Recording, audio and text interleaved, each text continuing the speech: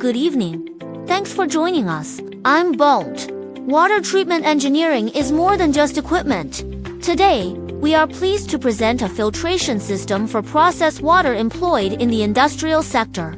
In many industrial settings, filtration still relies on frequent manual cleaning and downtime maintenance, which not only increases labor investment, but also adversely affects production continuity and overall efficiency. To minimize human intervention and achieve stable, unattended operation, automated filtration solutions have become particularly crucial. In this project, we have deployed two BOWNT BOD SH 3066FC automatic backflushing disc filters with a system processing capacity of 126 cubic meters per hour and a filtration degree of 100 microns. The automatic backwash feature enables the system to operate continuously with minimal human involvement, enhancing operational continuity and reducing maintenance workload.